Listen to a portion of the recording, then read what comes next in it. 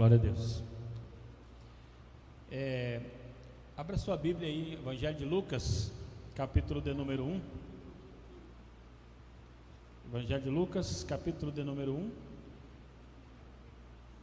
Nós lemos na outra quinta-feira passada, nós lemos do 1 até o 4, né? Do versículo 1 até o 4, a gente fez uma introdução aí no Evangelho de Lucas sobre quem foi Lucas, para quem ele escreveu, essas coisas aí que nós falamos aí na quinta-feira passada, né? Quantos livros o Lucas escreveu? Alguém lembra? 2. Opa, 2 livros. Ele escreveu Lucas, Evangelho de São Lucas, né? Evangelho de Lucas, e depois escreveu o livro de Atos dos Apóstolos, né? E ele escreveu para o excelentíssimo Teófilo. Então, o Evangelho de Lucas ele era médico, ele era gentil, e ele escreveu para uma autoridade gentílica, e na verdade o Evangelho ele é destinado então aos gentios.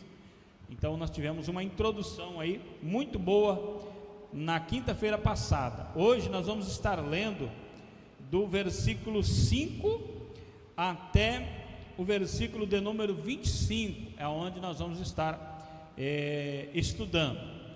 Então hoje nós vamos estar aí falando nesse texto aqui, nesse estudo de hoje. Nós vamos falar sobre quem é Herodes, sobre o grupo sacerdotal de Abias, do qual o sacerdote Zacarias pertencia.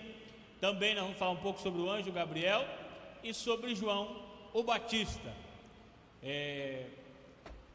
O primeiro versículo que nós vamos ler é aqui, ó, capítulo 1 e o versículo de número 5.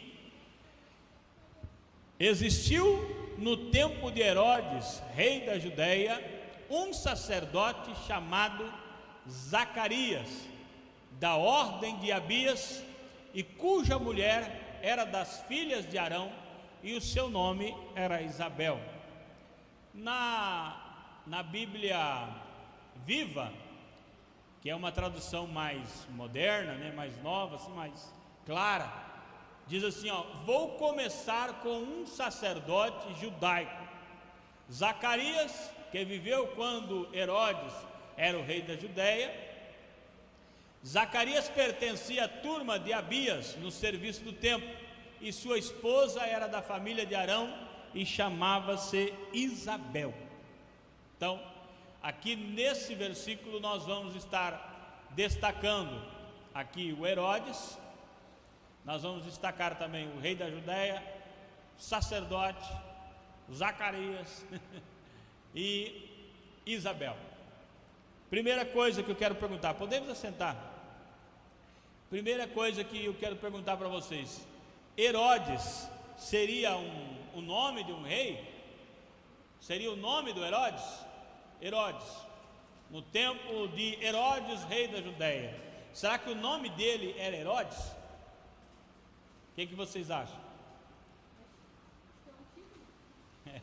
Já adiantei ali no slide, né? Herodes não era o nome dele. Herodes era como que um título, assim como César. Quando nós lemos ali César Augusto, Nero César, era um título. O nome não era César, o nome era um título. Assim também Herodes, o nome dele não era Herodes, era um título dado a um governador, a um rei. E esse que nós lemos era Herodes o Grande. Nós vamos falar aqui sobre 5 Herodes que a Bíblia cita, e todos são diferentes, não são o mesmo. Então às vezes confunde a cabeça, porque você vê lá Herodes lá no nascimento de Jesus, lá em João Batista ali, depois você já vê Herodes lá na frente, na época dos apóstolos, e você vê Herodes lá depois, lá no final da vida do apóstolo Paulo.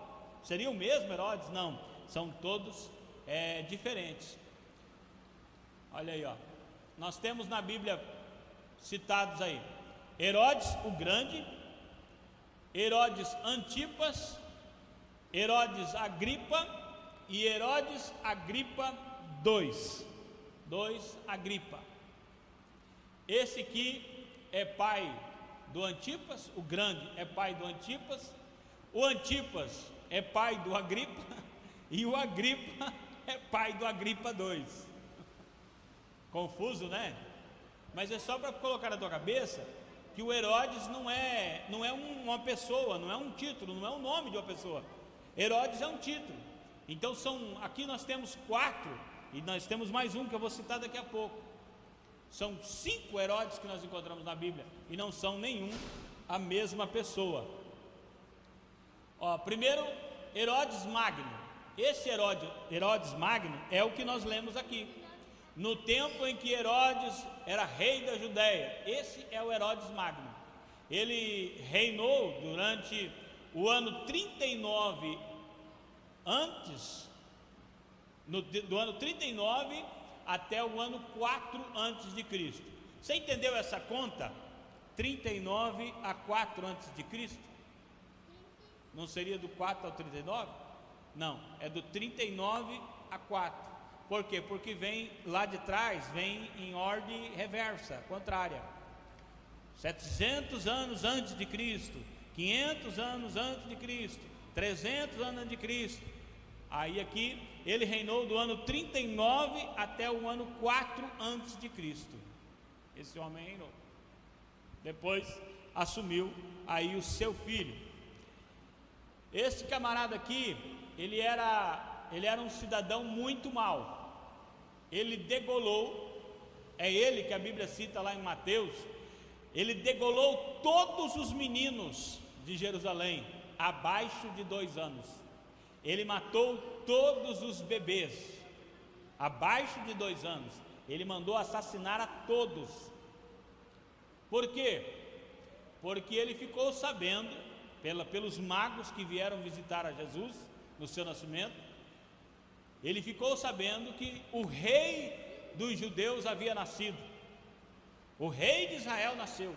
E como ele tinha muito apego ao trono, ele disse: não vou permitir que esse rei tome meu lugar. Vou matar todos os bebês, que daí eu não vou errar, vou matar todos. Vai ficar um, vai morrer o rei de Israel também. Só que não deu certo, por quê? Porque quem conhece a Bíblia aqui sabe que Deus apareceu em sonho a José e falou para ele: pegue o menino e fuja para o Egito. Quem aqui sabia que Jesus foi morar no Egito? Jesus, quando era bebê, foi morar no Egito. Jesus foi para o Egito, porque se ele tivesse ficado ali, o Herodes ou os soldados de Herodes teriam assassinado ele. Mas ele também não só assassinou todos os meninos. Num ataque de ciúme, a história registra que ele assassinou a sua mulher, a Mariane. Ele matou ela e também ele matou 3 dos seus filhos, porque ele não queria deixar o trono para ninguém.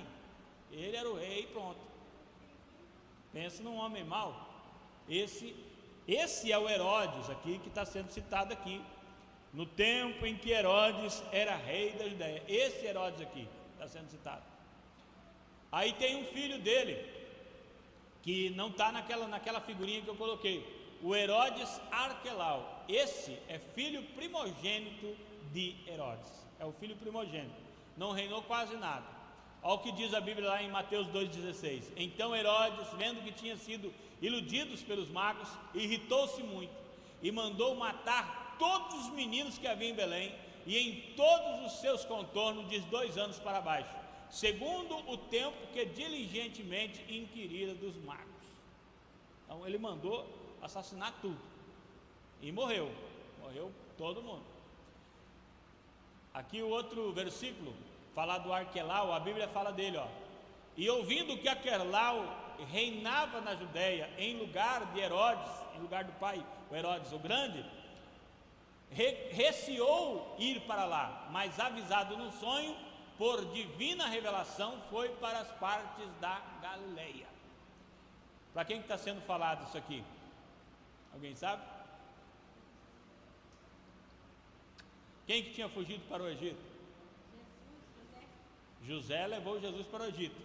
Agora José está voltando para Israel, mas ele ficou sabendo que o filho de Herodes o Grande estava no trono. Ele falou: se eu voltar para lá, eles vão, esse filho do grande vai matar, então eu não vou voltar para lá. Aí ele foi para Galiléia, mas tudo isso era para cumprir o que já estava registrado na Bíblia, porque Jesus é o Galileu, e o Fernandinho está fazendo sucesso com isso, com a música Galileu. Glória a Deus.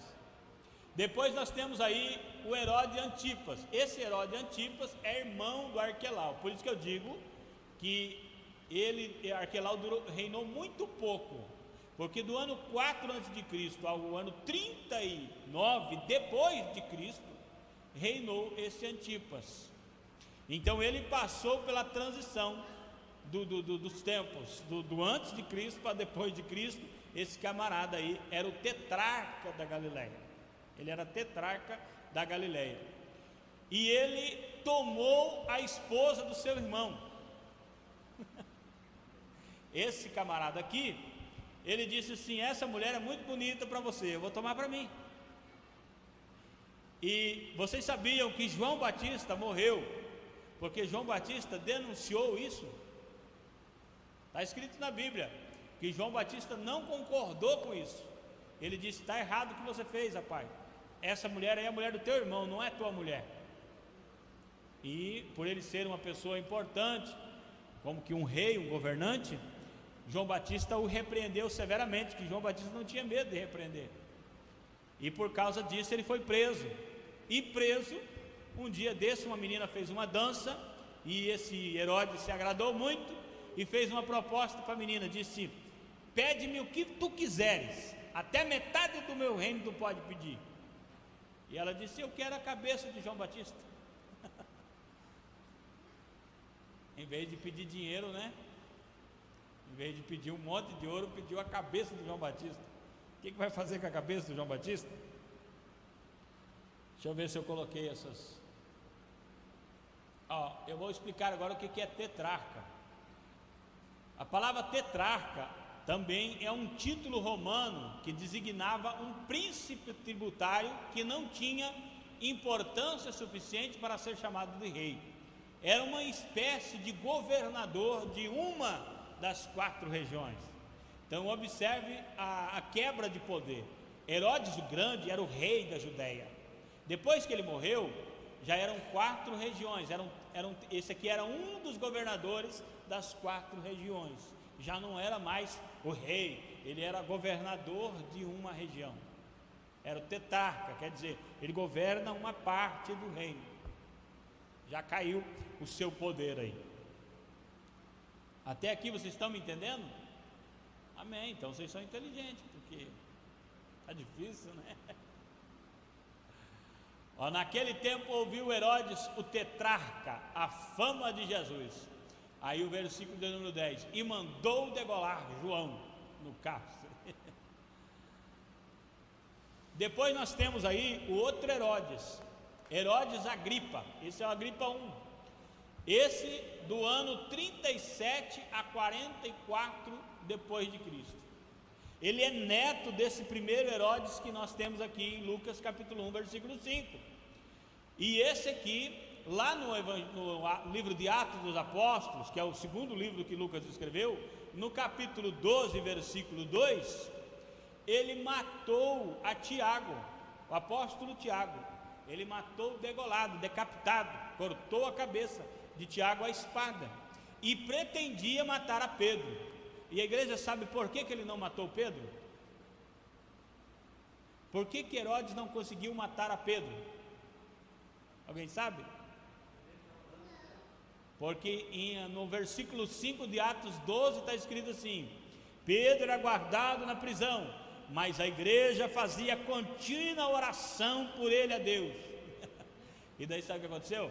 Quando a igreja orou, Deus enviou um anjo lá na prisão, onde Pedro estava esperando a morte, dormindo. Pensa num cabra sossegado, vai morrer no outro dia e está dormindo, tranquilo. Aí o anjo chegou, abriu-se as portas da cadeia e o Pedro está dormindo. Aí o anjo deu uma cutucada no Pedro, para o Pedro acordar. O Pedro acordou, ficou por ali. Aí o anjo disse: vamos, rapaz, pega a capa, veste a sandália, vamos. Foi Pedrão andando atrás do anjo, as portas vão se abrindo, os portões vão se abrindo. Daqui a pouco Pedro está lá fora e o anjo desaparece. Aí ele diz: oi, era de verdade mesmo, não era uma visão, é real, estou livre. Então ele nem estava acreditando no que estava acontecendo, mas por causa da oração da igreja, esse Herodes Agripa não conseguiu matar a Pedro, matou apenas a Tiago.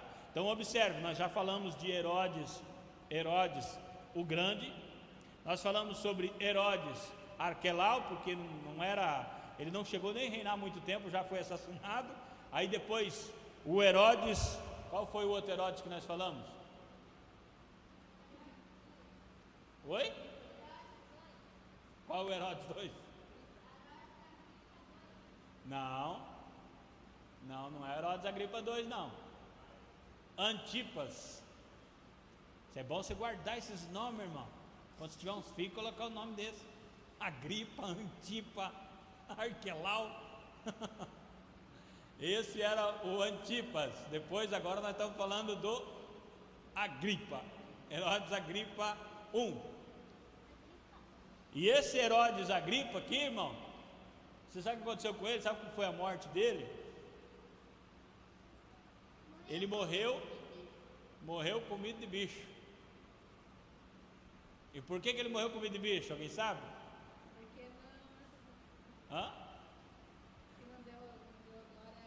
Porque não deu glória a Deus. Irmão, é bom se dar glória a Deus, hein? Misericórdia. Esse homem aqui morreu comido de bicho porque não deu glória a Deus. Mas não é do jeito que você está entendendo. Aí os crentes tudo: glória a Deus, pastor, glória a Deus. Não quer morrer comido de bicho, né? Mas é que é diferente, quer ver, ó? Deixa eu pegar depois eu volto aqui, ó.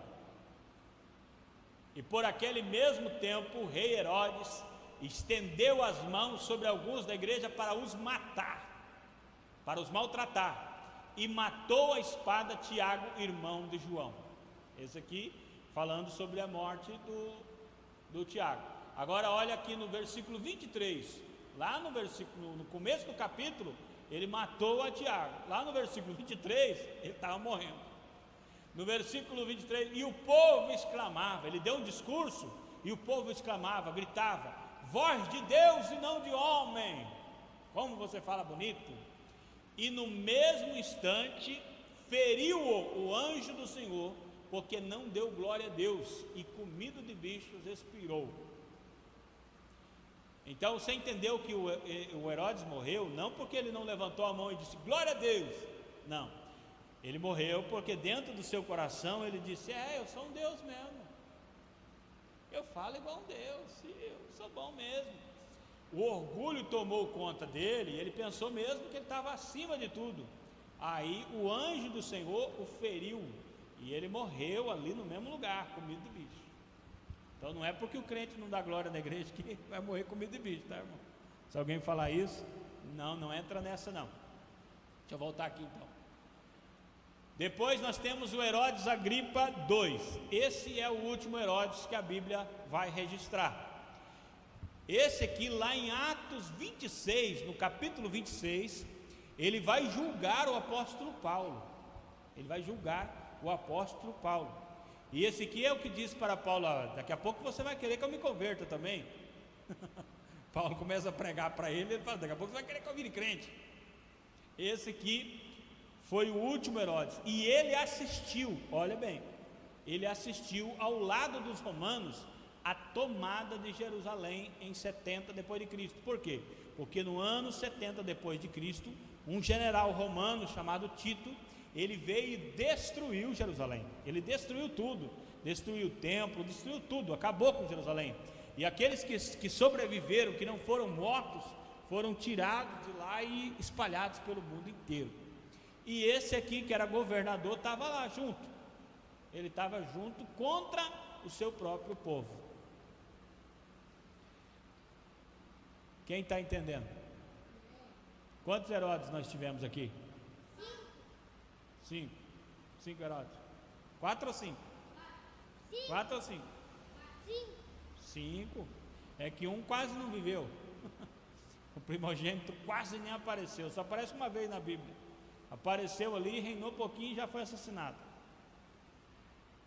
Agora vamos lá.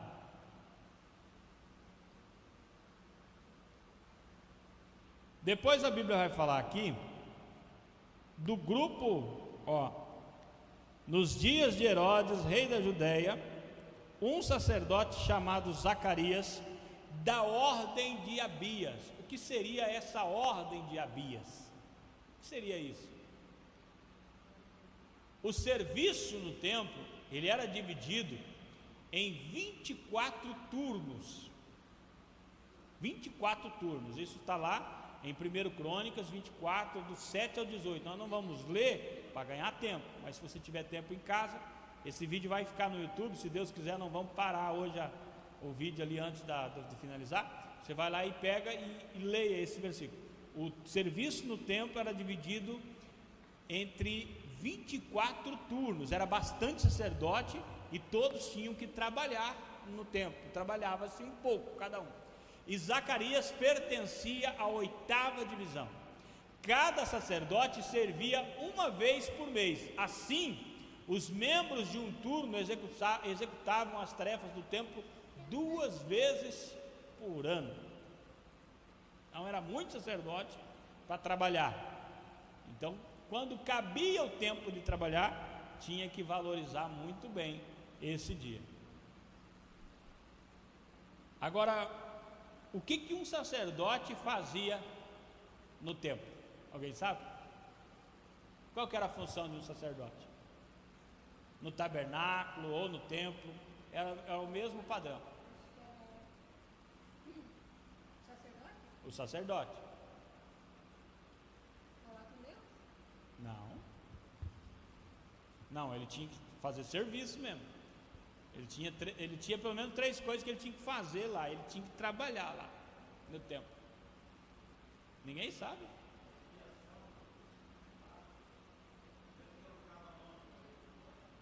Também. Sim. Deixa eu explicar aqui agora. Isso. Deixa eu explicar. Esse aqui, é o templo. Esse aqui, é o templo ou o tabernáculo, que o templo. Dentro do templo é uma cópia do tabernáculo, é igual.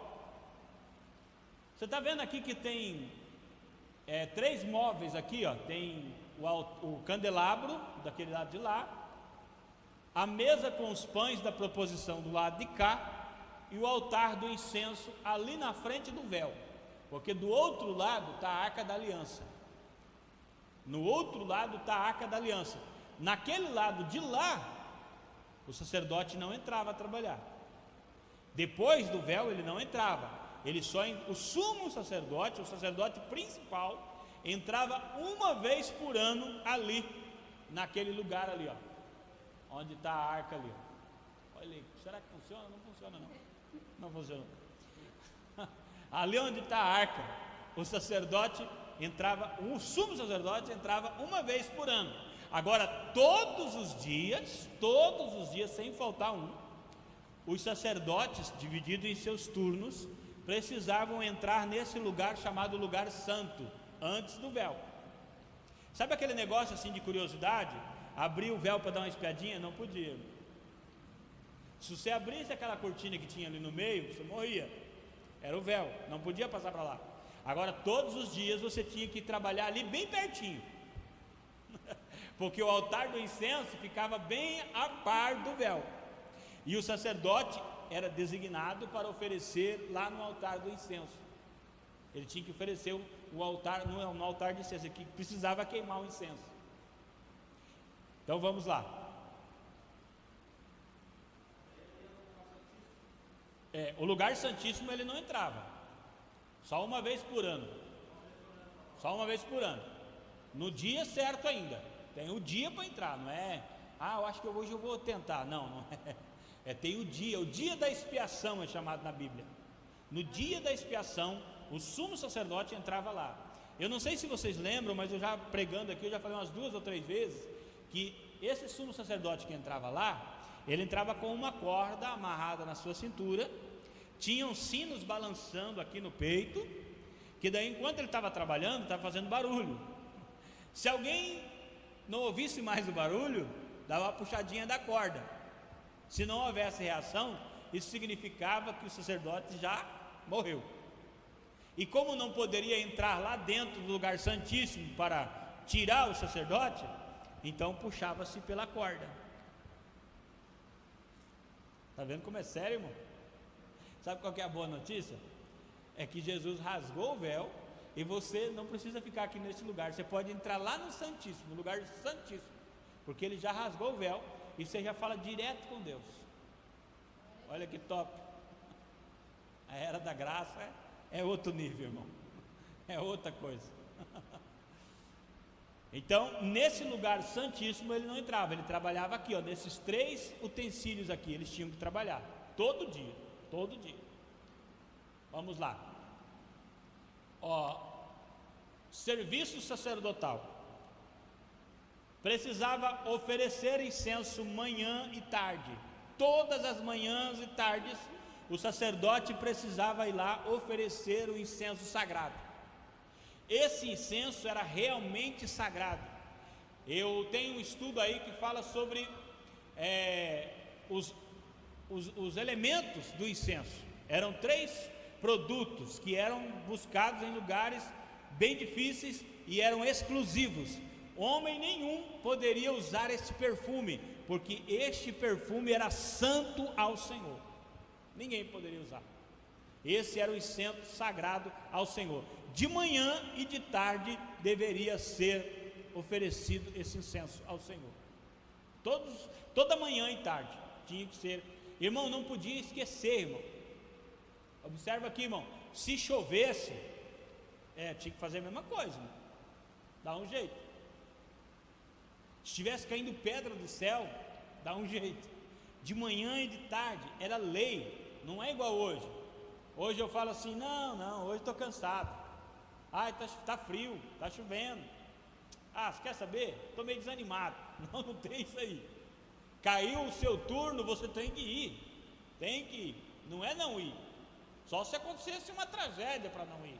Alguém ia substituir você. Mas esse trabalho tinha que ser feito. Tinha que ser feito. E esse incenso, ele simboliza para nós, igreja, oração e louvor. Então vamos colocar assim: todo dia de manhã você deveria orar e louvar a Deus. Todo dia de tarde você deveria orar e louvar a Deus. Quer saber, irmão? A Bíblia diz que é para orar o tempo todo, então pode passar o dia inteiro orando e cantando. Depois, o outro serviço dos sacerdotes lá dentro, eles tinham que trocar os pães da proposição todos os sábados. Esse pão era colocado no sábado, no outro sábado esse pão precisava ser trocado. Esses pães tinham que estar sempre frescos lá dentro. Isso simboliza para nós a renovação da comunhão. Eu coloquei ali, eram 12 pães, simbolizando as 12 tribos de Israel. Eles tinham que colocar exatamente 12 pães, bem preparados, não poderiam ser mal feitos, qualquer tipo não. Tinha que ser pão bem feitinho, colocado ali, e no próximo sábado tinha que trocar de novo. E depois, irmão, o que era feito com esse pão? Alguém sabe? Trocou o pão, colocou o pão novo, e esse pão velho, o que era feito com ele? Alguém sabe?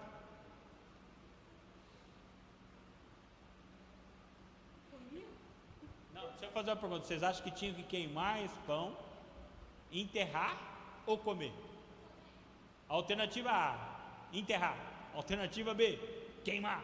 Alternativa C, comer. Comer.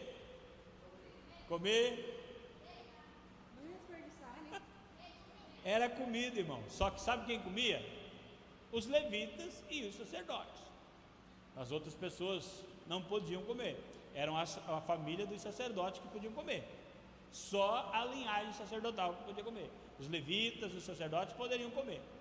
Por isso que, olhe bem, tem um caso raro na Bíblia, lá no Velho Testamento, eu não me lembro bem certinho o texto, mas tem um caso raro na Bíblia em que Davi chegou ao sacerdote com muita fome, e o sacerdote não tinha nada para dar a Davi, e ele disse: olha, eu não tenho outra coisa senão os pães da proposição. E ele foi lá e pegou e deu a Davi, e Deus não puniu o sacerdote. Deus não puniu o sacerdote, e não puniu a Davi, e tudo certo. E até Jesus cita, lá no Novo Testamento, Jesus fala: não calestes que Davi comeu os pães da proposição? E Davi não era sacerdote, não era levita. E também, irmão, manter o candelabro aceso, o fogo não podia apagar. Todos os dias o sacerdote precisava tirar as cinzas, precisava manter óleo, tinha que ter óleo para queimar, tinha que ter azeite para queimar, e os pavios precisavam estar aparados. Isso simboliza o vigor espiritual na vida do crente. Lá, você sabe o que diz a Bíblia? Não extingueis o Espírito, não apagueis o Espírito. Quer dizer, manter essa chama do Espírito aceso dentro do crente. Isso os sacerdotes faziam todos os dias também. Todos os dias eles precisavam ter esse cuidado. Nossa, não vai dar tempo de nós nem chegar nem na metade do estudo, meu Deus. Olha só agora. Vamos falar um pouquinho sobre o sacerdote Zacarias. E aconteceu que, exercendo ele o sacerdócio diante de Deus na ordem de sua turma, segundo o costume sacerdotal, coube-lhe em sorte entrar no templo do Senhor para oferecer o incenso.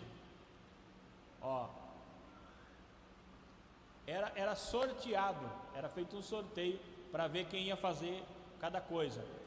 O que o sacerdote Zacarias iria fazer nesse dia era bem naquele altar do incenso, lá naquele altar do incenso que eu falei para vocês, ficava bem perto da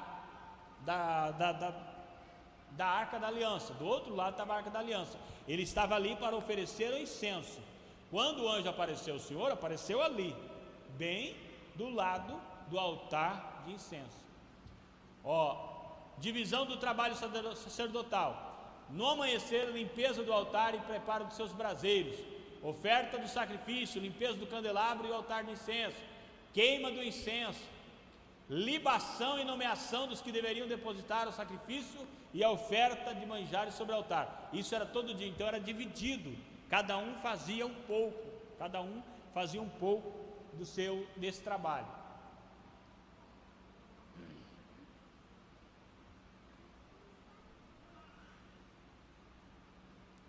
Aqui sobre o versículo 6 e o 7, Zacarias e Isabel, ambos eram justos perante Deus.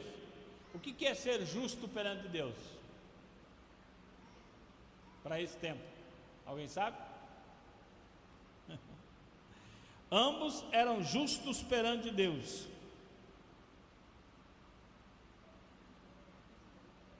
Eles, sabe o que acontece aqui?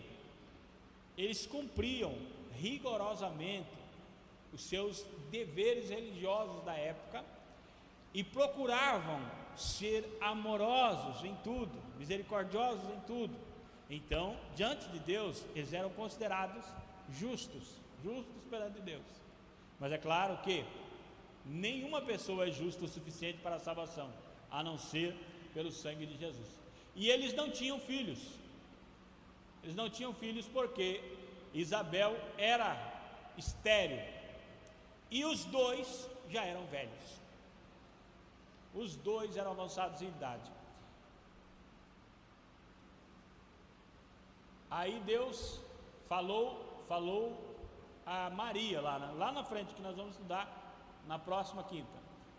Eis que também Isabel, tua prima, ou seja, Isabel é prima de Maria.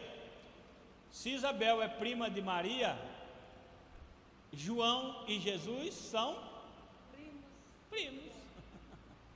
São primos também. Isabel, tua prima, concebeu um filho em sua velhice. A Bíblia não fala quantos anos ela tinha, só fala que ela era velha já era de idade avançada. E é este o 6º mês para aquela que era chamada estéril. Se uma pessoa é estéril e ninguém está sabendo, é uma coisa. Se uma pessoa é estéril e todos estão sabendo, é outra coisa. Aí o anjo conclui: porque para Deus nada é impossível. Porque para Deus nada é impossível. Ela era estéril, avançada em idade, mas o Senhor lhe falou que ela teria um filho e ela teve um filho. Por quê? Porque para Deus nada é impossível. Agora aqui, irmão, só para nós dar uma continuada aqui, quero encerrar esse raciocínio, daí nós continuamos na próxima quinta. Toda a multidão do povo estava esperando lá fora. Esse horário que Zacarias entrou para oferecer incenso, geralmente, depois que ele fazia esse sacrifício, oferecia incenso, ele vinha para fora e falava palavras de bênção para o povo. Então o povo estava esperando que ele saísse de lá e abençoasse o povo, falasse palavras que abençoavam o povo, aí o povo ia para casa feliz. Só que, olha, deixa eu explicar aqui para vocês por que o povo lá fora esperava. Eu falei antes, vou falar de novo. Naquele lugar ali, ó, no lugar santíssimo, só o sumo sacerdote entrava uma vez por mês. A outro lugar ali, o lugar santo, era o lugar de trabalho dos sacerdotes. O povo poderia entrar ali? Mas e se fosse uma pessoa boa, de bom coração, justo, não sei o que, poderia? Não. Ali era só da linhagem de Abraão. Só os sacerdotes podiam entrar naquele lugar santo. Então aonde que o povo poderia vir? O povo só podia chegar no átrio. Quando fala átrio, é o lugar aonde o povo poderia chegar. E até o povo gentil, o povo que não era Israel, não era judeu, nem aqui poderia entrar. O povo gentil que quisesse ver, só para o lado de fora, não poderia entrar. Veja quanto que era cheio de normas. Então o povo estava aqui do lado de fora, esperando ele sair na porta do lugar santo, ou na porta do templo, e proferir palavras de bênção, porque lá dentro eles não poderiam entrar. Eles não poderiam entrar. Tirando uma lição aqui para nossas vidas, irmão, nós não precisamos ficar aqui fora esperando. Nós não precisamos ficar aqui no átrio esperando. Por quê? Porque Jesus já abriu a porta. Você já pode entrar no lugar santo, já pode ser cheio do Espírito Santo, pode ser iluminado pelo Espírito Santo, pode ter a comunhão com Deus e pode entrar no lugar santíssimo e falar direto com o Pai. E muito crente acho que está para o lado de fora do átrio aqui, ó, esperando. Está na hora de tomar frente, ir para frente, né? E um anjo do Senhor lhe apareceu, posto em pé à direita do altar do incenso. Você sabia que tem diferença entre o anjo aparecer à esquerda e aparecer à direita? Se ele apareceu à direita, sabe o que está dizendo? Está dizendo que a oração já foi ouvida. Em tudo isso, direita e esquerda. Falando do anjo Gabriel rapidinho aqui, significa homem de Deus. Gabriel significa homem de Deus. Se você tiver um filho e colocar o nome dele de Gabriel, você está dizendo homem de Deus. Significa homem de Deus. Ele aparece 4 vezes na Bíblia, 2 vezes a Daniel, uma a Zacarias e outra vez a Maria. Só aqui ele aparece. Quantos anjos são citados pelo nome na Bíblia? Alguém sabe? Quantos? Que são citados pelo nome. Esse aqui é citado pelo nome. Ele fala: eu sou o Gabriel. Miguel? Hã? Só? Não tem Rafael? Eu já fiquei na católica. Na igreja católica tem mais uns que são citados pelo nome. Mas na nossa Bíblia só tem Miguel e Gabriel. Gabriel tem uma espada na mão? Não. Gabriel, ele é mensagem, ele é mensageiro. Ele só aparece na Bíblia trazendo mensagem. E lá em Daniel é curioso ainda, que ele diz assim para Daniel: homem muito amado, Desde o momento que você se aplicou a orar, você já foi ouvido. E eu fui enviado para trazer a resposta para você. Só que quando eu vinha vindo, o príncipe da Pérsia, ou seja, o demônio, se atravessou no meio do caminho e não me deixava passar. Eu queria vir, mas não conseguia. Então Miguel, o arcanjo, veio e acabou com essa briga. Aí eu disse: estou aqui para te falar, você já foi ouvido e essa é a resposta. Então dá-se a entender que Gabriel não é de guerra, não é de brigar. Ele é um anjo de mensagem, de entregar recado de Deus, entregar mensagem de Deus. Só que, e não é um arcanjo, não se chama arcanjo Gabriel, é arcanjo Miguel. Miguel é arcanjo, é o príncipe dos anjos, é aquele que lidera as miríades de anjos de Deus para a guerra. Mas também no versículo 19 de Lucas, ele diz assim: eu sou Gabriel que assisto diante do trono de Deus.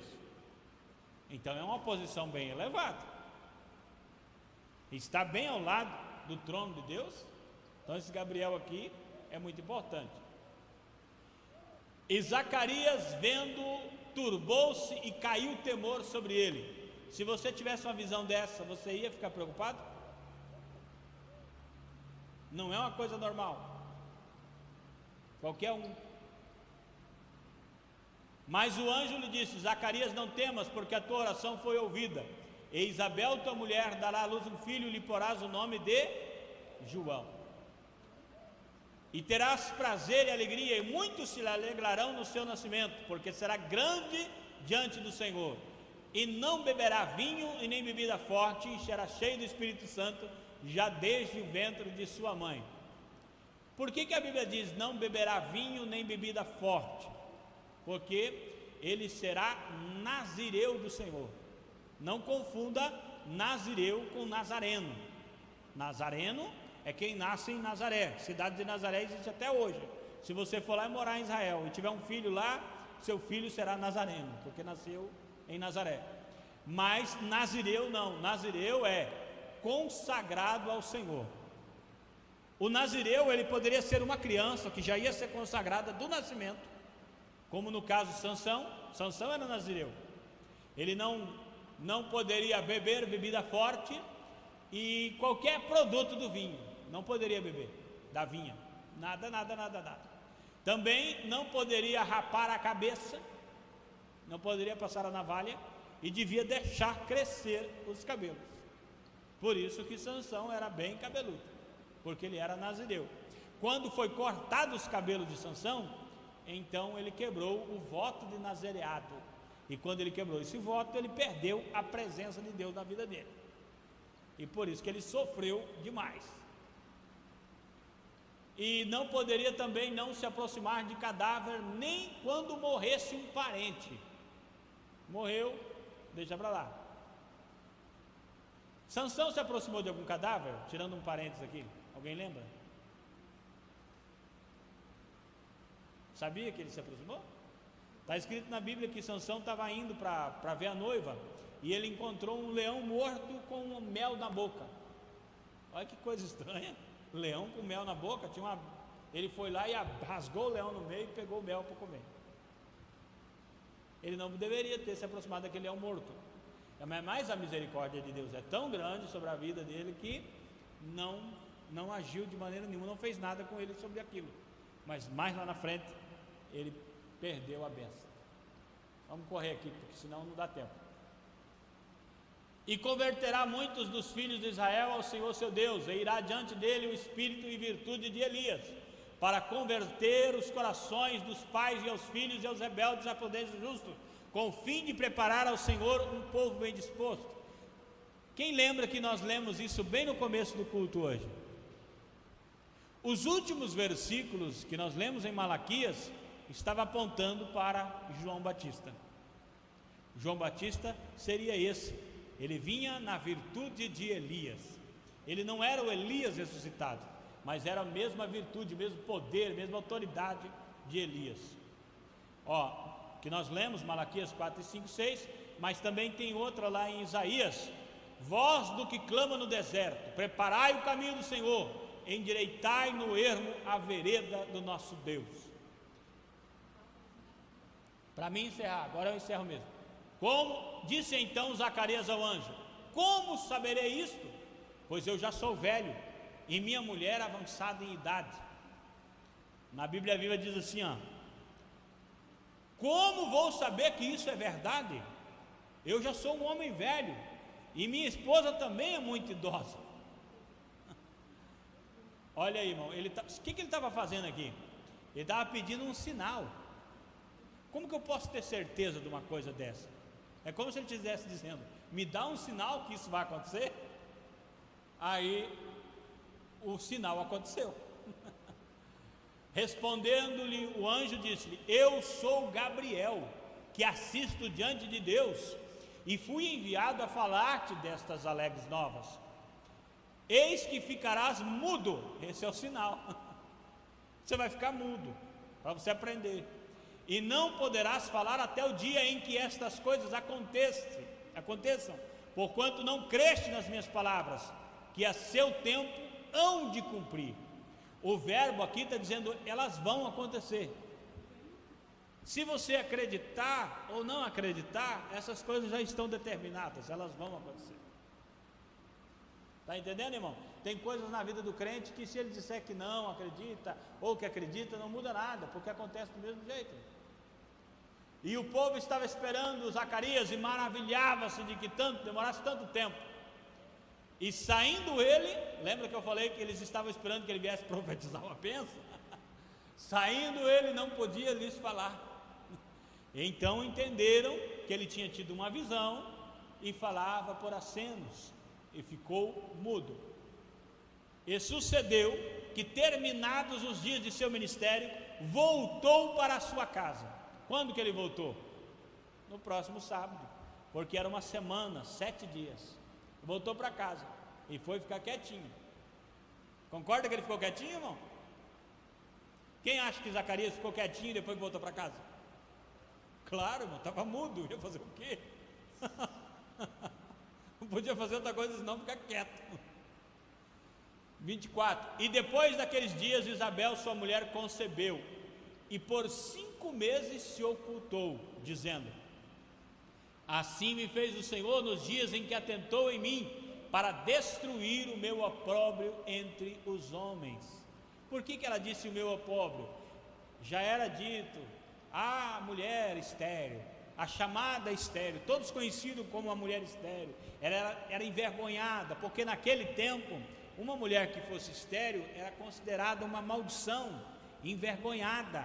Mas Deus ouviu a oração dela. Por quê? Porque Deus tinha um propósito, em primeiro lugar, e segundo, eles eram justos diante de Deus, e o justo não fica envergonhado. Para você ter uma noção sobre o que era não ter filho, Raquel disse a Jacó: dá-me filhos, ou eu morro. De tão angustiante que era não ter filhos. Até hoje, às vezes, para uma mulher que não tem filhos é angustiante, mas naquele tempo era muito terrível. Próxima quinta nós vamos do 26 até o 80, mas daí eu vou resumir mais, tá, irmão, para vocês não se cansar comigo, e vamos falar sobre tudo isso que está aí. Amém? Vamos colocar de pé? Diz assim: graças a Deus. Aleluia. Oremos ao Senhor. Deus de maravilha, Deus de poder, eis aí a Tua palavra, Senhor, Tua palavra poderosa, Deus, que nos ajuda, que nos incentiva, que nos edifica. Senhor, que nós possamos ter um coração quebrantado, um espírito reto diante do Senhor, sabendo que o Senhor, ó Deus, cumpre o seu propósito, os seus planos. Aquilo que o Senhor tinha, meu Deus, para fazer na vida de Zacarias, o Senhor fez. Na vida de Isabel, o Senhor fez. Aquilo que o Senhor tem para fazer em nossas vidas, com certeza se concretizará, porque a Tua palavra diz, assim como Jó proferiu: nenhum dos Teus planos pode ser frustrado. Então, ó Deus, abençoa este lugar, abençoa cada vida, em nome do Senhor Jesus, e cumpre o Teu propósito, para a glória do nome de Jesus. Amém e amém. Glória a Deus. Estenda sua mão para cá. A graça de nosso Senhor Jesus Cristo, o grande amor de Deus, a comunhão e a consolação do Espírito Santo sejam com todos. A igreja diz amém. Está encerrado. Cumprimente seu irmão com a paz do Senhor Jesus.